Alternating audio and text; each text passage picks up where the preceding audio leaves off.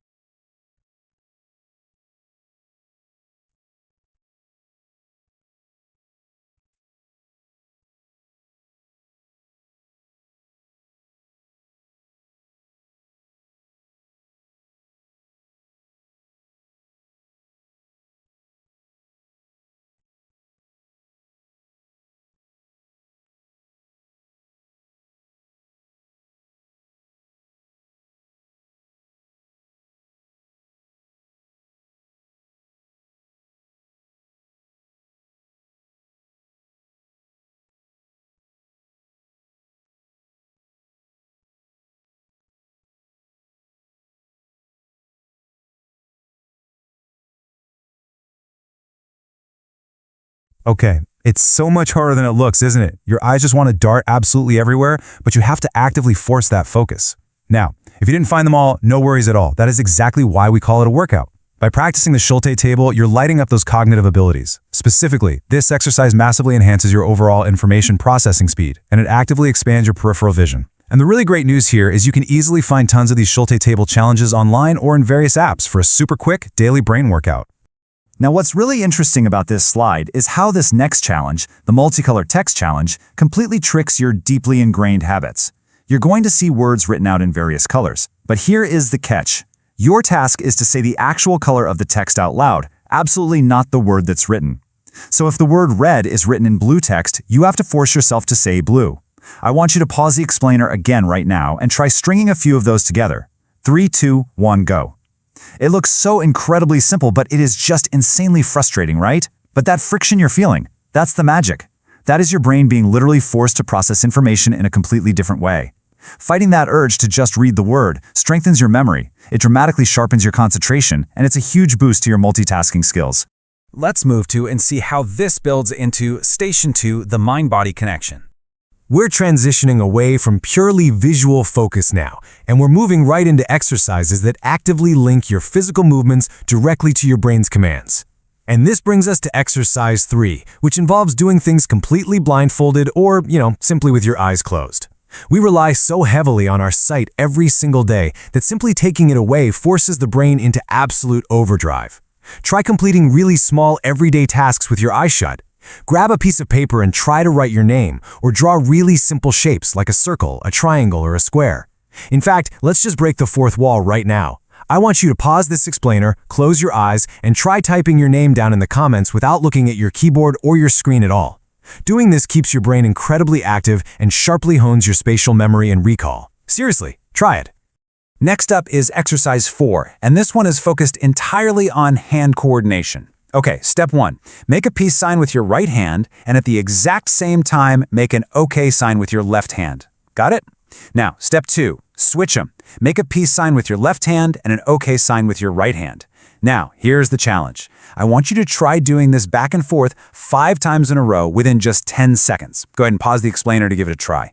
Yeah, you'll very likely find your fingers getting all tangled up and totally confused, but that specific struggle, that's exactly what we want.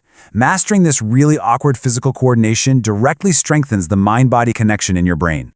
Exercise 5 takes that exact same concept and applies it to your entire day. It's so simple, but incredibly powerful. Just start using your non-dominant hand. Take the tasks that you normally do on total autopilot and swap hands. If you always brush your teeth with your right hand, force yourself to use your left. Try eating your dinner or jotting down some quick notes with your non-dominant hand. These really simple swaps give your brain a massive extra workout, actively forming those brand new neural connections we talked about earlier, and further cementing that critical mind-body link. Actually, hey, if you're enjoying this explainer so far, why not try hitting that like button right now using your non-dominant hand, just to see how that feels. Okay, we've done the heavy lifting, so let's transition into Station 3, brain games and daily habits. And this brilliantly illustrates the activities that can either actively help prevent cognitive decline or, unfortunately, accidentally accelerate it. There is a massive difference between passive entertainment and active engagement.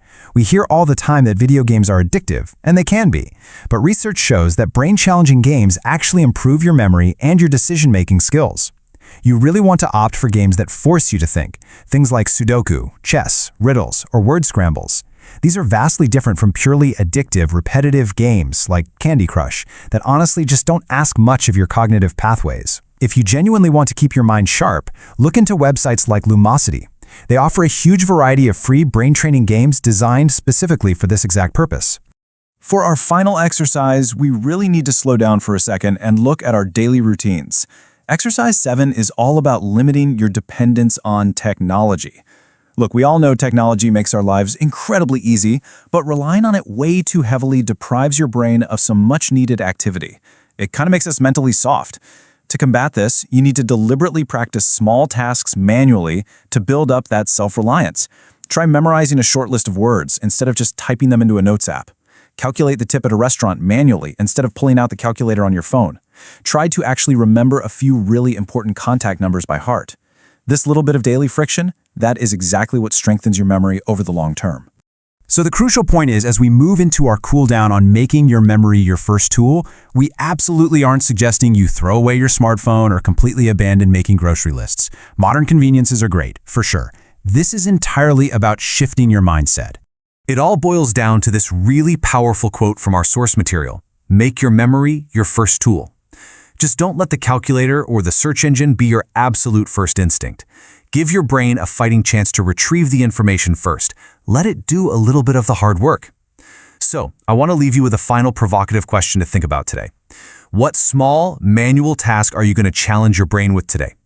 Just pick one thing to do completely differently, embrace that friction, and until next time, stay curious.